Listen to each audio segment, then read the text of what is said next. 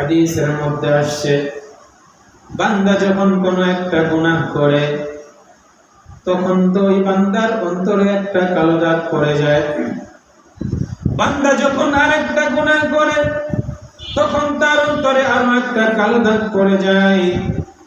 আবার যখন গুনাহ করে ওই বান্দার অন্তরে কালো দাগ পড়তে থাকে। কালো দাগ পড়তে পড়তে এক পর্যায়ে ওই বান্দার অন্তরটাই কালো হয়ে যায়, ভালো কাজ করার আর তৌফিক প্রাপ্ত হয় না। ঠিক ওই মুহূর্তে মহান রব্বুল আলামিন বান্দাকে ডাক দিয়া বলেন, কুল ইয়া ইবাদিয়াল্লাযীনা আসরাফু আলা আনফুসিহিম লা তাকনাতু মির রাহমাতিল্লাহ ইন্নাল্লাহা ইয়াগফিরুয যুনুবা জামিআ ইন্নাহু হুয়াল গফুরুর রহিম। ও বান্দা, গুনাহ করতে করতে যারা অন্তরটা নষ্ট করে ফেলেছো, ফুসকু ফাজারি যারা অন্তরটাকে যারা পূর্ণ করে ফেলেছো, ও বান্দা আমি রবের রহমতে নিরাশ হয়ো না। আমি রবের দরবারে খালেস দিলে তওবা করো, আমি আল্লাহ তোমাদের জীবনের तमाम গুনাহ খাতাগুলোকে maaf করে দিব। সুবহানাল্লাহ। हर घड़ी देने को तू तैयार है, जो न मांगे उससे तू बेजार है। हर घड़ी देने को तू तैयार है, जो न मांगे उससे तू बेजार है।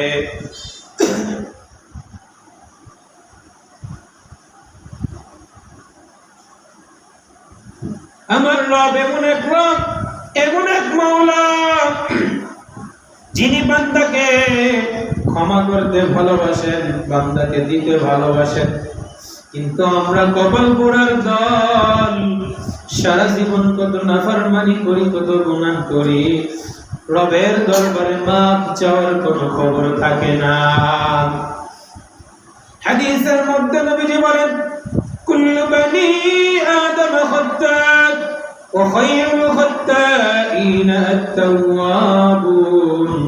ও বান্দা, সমস্ত বনি আদমই গুনাহগার, তবে এই গুনাহগারদের মধ্যে যারা আল্লাহর কাছে খালেস দিলে তওবা করে, এই ব্যক্তিটা হইল সবচেয়ে ভালো মানুষ। নবী আরেক হাদিসের মধ্যে বলেন, আত-তাইবু মিনাজ যামবি কামাল্লা যামবালা। ও বান্দা শুনে রাখো, যে ব্যক্তি গুনাহ করার পর তওবা তিলাওয়াত করে, আল্লাহর কাছে মাফ চায়, ওই বান্দাটা এমন হয়ে যায় যেমন আজকেই যেন নিষ্পাপ মায়ের পেট থেকে জন্ম নিয়েছে। সুবহানাল্লাহ। এই জন্য বাজান, যখনই কোনো গুনাহ হয়ে যায় তখন খালেস দিলে আল্লাহর কাছে তওবা করা। তওবা কবুল হওয়ার জন্য প্রথমত তিনটা শর্ত। এক নাম্বার, যে গুনাহ করেছেন ওই গুনাহের উপর লজ্জিত এবং অনুতপ্ত হওয়া। হায়রে, এই গুনাহটা আমি করে ফেলেছি, কতই না খারাপ কাজ করেছি, কতই না নাফরমানি করেছি, ওই গুনাহের উপর অনুতপ্ত এবং লজ্জিত হওয়া। তওবা কবুলিয়াতের দুই নাম্বার শর্ত হইল, যেই গুনাহটা করতেন ওই গুনাহ একেবারেই ছেড়ে দেওয়া, ওই গুনাহ আর কখনো না করা। তিন নম্বর শর্ত হইল, ওই গুনাহটা যেন ভবিষ্যতে না করা হয়, এই জন্য রবের কাছে দৃঢ় সংকল্প করা, মনের ইচ্ছা করা। এই তিন শর্তের সাথে যখন বান্দা তওবা করে, আল্লাহ ওই বান্দার তওবাকে ফিরাইয়া দেন না।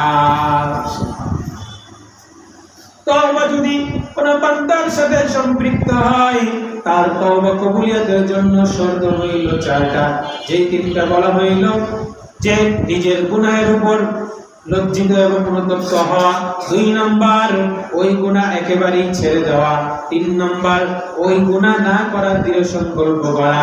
আর যদি গুনাহটা কোনো বান্দার সাথে সম্পৃক্ত হয়, বান্দার কোনো হক নষ্ট করে ফেলেছেন, বান্দার টাকা পয়সা মাইরে খাইছেন, তাহলে ওই তওবা কবুলিয়তের জন্য আরেকটা শর্ত হইল বান্দার থেকে ক্ষমা চেয়ে নেওয়া। বান্দার কাছ থেকে নিয়ে ক্ষমা চেয়ে নেওয়া। আর যদি মনে করেন যে একবার কি মারছি তো মারছি, এখন ভালো হয়ে যাবো, তাহলে কি তওবা কবুল হবে? কখনো না। আপনি যে বান্দার হক নষ্ট করেছেন, হুকুকুল ইবাদ, হক দুই প্রকার, একটা হলো হুকুকুল্লাহ, আল্লাহর হক। আল্লাহ আপনাকে আদেশ করেছিল সবভাবে চলবা, অসৎ পথে চলা যাবে না, নামাজ রোজা হজ যাকাত এগুলো ইবাদত তুমি করো, এটা আমার হক। আল্লাহর হক আপনি নষ্ট করেছেন, আল্লাহ মাফ করেও দিতে পারে না, আল্লাহ দয়াবান মেহেরবান। কিন্তু আপনি বান্দার হক নষ্ট করেছেন, এটার অধিকার বান্দারই, আল্লাহ আপনাকে মাফ করবে না। এই জন্য তওবা কবুলিয়তের জন্য 4 নম্বর শর্ত হইল বান্দাকে যার আপনি হক নষ্ট করেছেন তার কাছে ক্ষমা চেয়ে নেওয়া। কাউকে আপনি মেরেছেন, কাউকে আপনি আঘাত করেছেন, তার কাছে মাপ চেয়ে নেওয়া। কারোর টাকা পয়সা আপনি মেরে খেয়েছেন, অর্থ করি মেরে খেয়েছেন, তার কাছে মাপ চেয়ে নেওয়া। সে যদি মাফ করে তাহলে আপনার 4 নম্বর শর্ত পূরণ হয়ে গেল, আল্লাহ আপনার এই তওবাটাকে কবুল করে নিবেন। গুনাহ যখন হয়ে যায় তখন নিরাশ হওয়া যাবে না, আল্লাহর কাছে খালিস দিলে তওবা করতে হবে। কারণ এই দুনিয়া চিরদিন থাকার জায়গা নাই। আজকে যদি গুনাহ নিয়ে আল্লাহর সামনে দাঁড়ান, আল্লাহ কিন্তু আপনার সাথে ভালো ব্যবহার করবে না। আল্লাহর নবীর সাহাবা নবীর কাছে এসে বলতেছেন, ও নবী, আমি তো বড় একটা গুনাহ করে ফেলেছি, আমি এই গুনাহ নিয়ে আল্লাহর সামনে আখিরাতের ময়দানে দাঁড়া হতে পারবো না। ও নবী, আমি কিভাবে গুনাহ মুক্ত হব ওই পদ্ধতি আমাকে বলে দেন। নবী বলে, ও সাহাবী, তুমি কি অপরাধ করেছো? সাহাবী বলে, ইন্নী কদ জানাইতু ইয়া রাসূলুল্লাহ, আমি তো জিনা করে ফেলেছি, আমি তো বড় নাফরমান করে ফেলেছি। তাহহারনি ইয়া রাসূলুল্লাহ, সুতরাং আপনি আমাকে পবিত্র করে দেন। আল্লাহর হাবিব সাল্লাল্লাহু আলাইহি ওয়াসাল্লাম বলেন, ও আমার সাহাবী, তুমি তো একজন বিবাহিত পুরুষ। বিবাহিত পুরুষ যদি কোনো জিনাহের কাজে লিপ্ত হয়, কোরআনে তার শাস্তি হইল তাকে পাথর মারতে মারতে তাকে হত্যা করে ফেলানো। ও সাহাবী, তুমি তো চাইলে এই গুনাহটা গোপন রাখতে পারতা, আল্লাহর কাছে মাফ চেয়ে নিতে পারতা, কিন্তু তুমি দুনিয়ায় এই শাস্তির জন্য আমার কাছে আসলা কেন?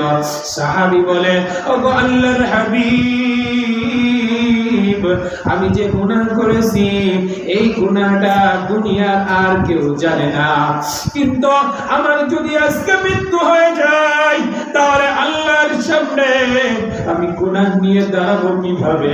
এই জন্য দুনিয়া থেকে তওবার জন্য আপনার দরবারে আমি ছুটে আসছি। আল্লাহর হাবিব সাল্লাল্লাহু আলাইহি ওয়াসাল্লাম সাহাবাদেরকে আদেশ করলেন, ও আমার সাহাবারা, কোরআনের শাস্তি তার উপর প্রয়োগ করা হয়, তার জন্য গর্ত করো, তারপর তাকে মাঝে পর্যন্ত গামিয়া তার উপর পাথর নিক্ষেপ করে তাকে হত্যা করে ফেল। সাহাবাদেরকে আদেশ করার পর সাহাবারা তাই করলো, গর্ত করা হলো, তারপর তাকে মাঝে পর্যন্ত গামিয়া তার উপর পাথর নিক্ষেপ করা হইল। যখন পাথর নিক্ষেপ করতেছে, একটা পাথর এমন জোরে নিক্ষেপ করেছে তার শরীরে লেগে পিনকি দিয়া রক্ত বের হচ্ছে। এই রক্তের একটা ফোঁটা ওই সাহাবীর গায়ে এসে লাগলো। ওই সাহাবী নাক ছিটকে বলল, এই রে, একজন পাপিষ্ঠ ব্যক্তির রক্ত আমার গায়ে লাগলো, না জানি আমি নাপাক হয়ে গেলাম।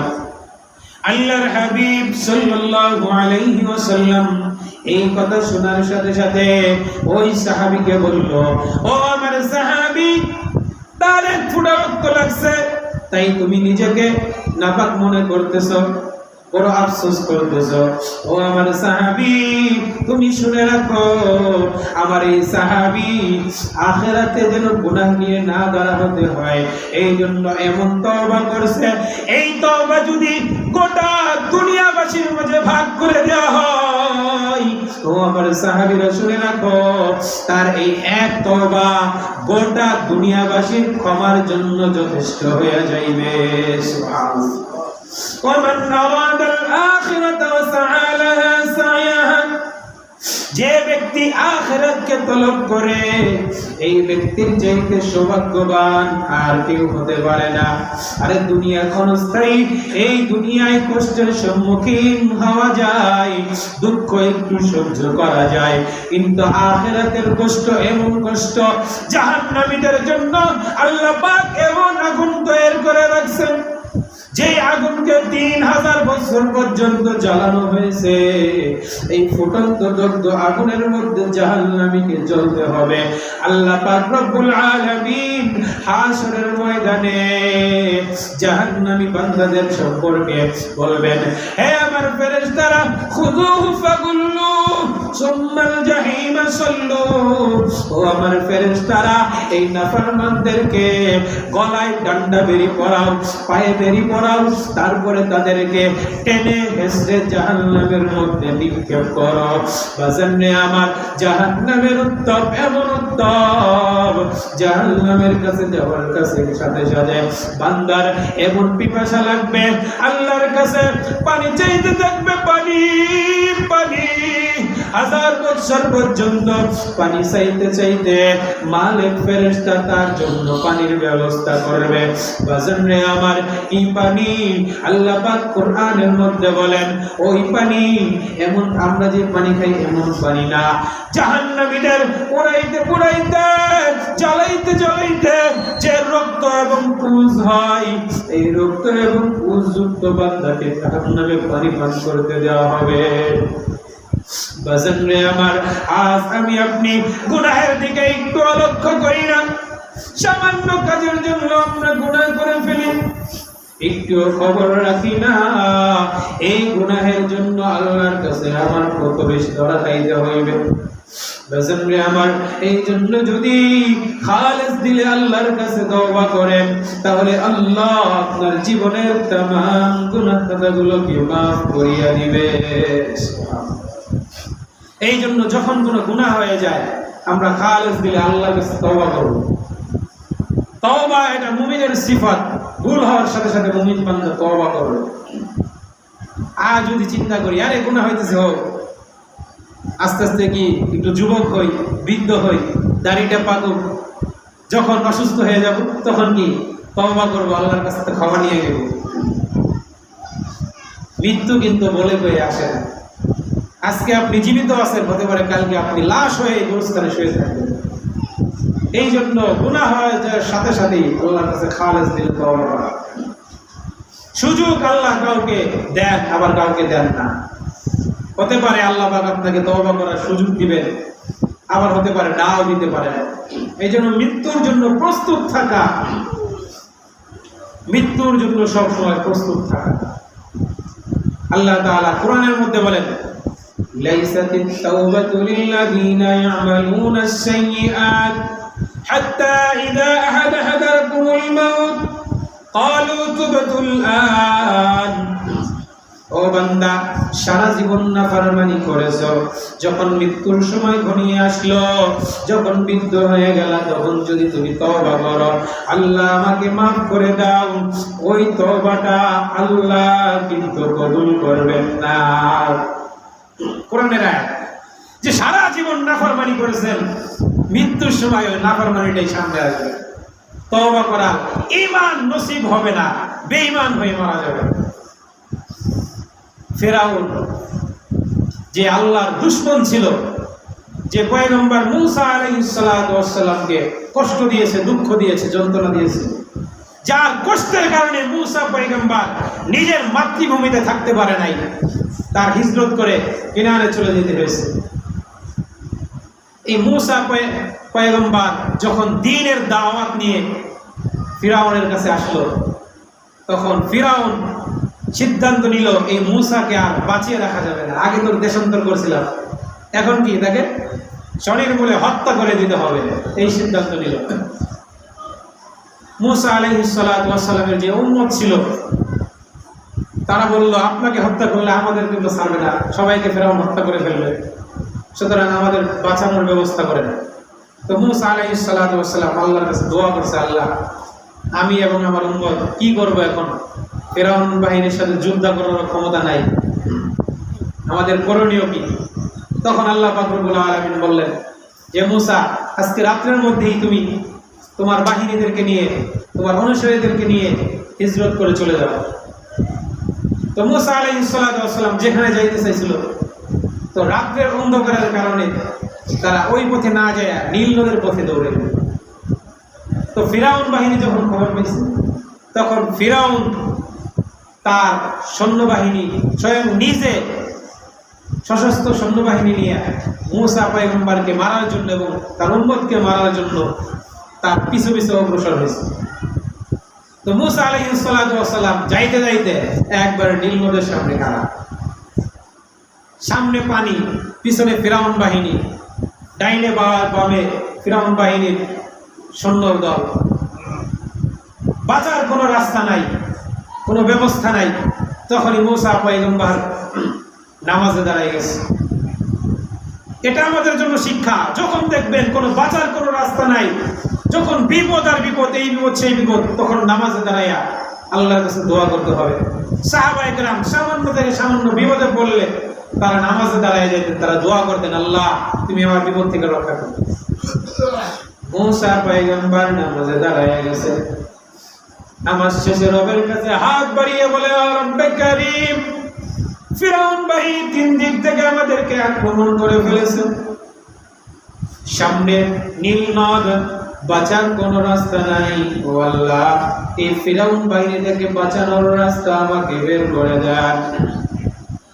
আল্লাহ রাব্বুল আলামিন মুসা পয়গম্বরকে আদেশ করলেন, ও মুসা, তোমার হাতে যে একটা লাঠি আছে, এই লাঠিটা পানিতে বাড়ি দাও, দেখো আল্লাহর কি কুদরত শুরু হয়ে যায়।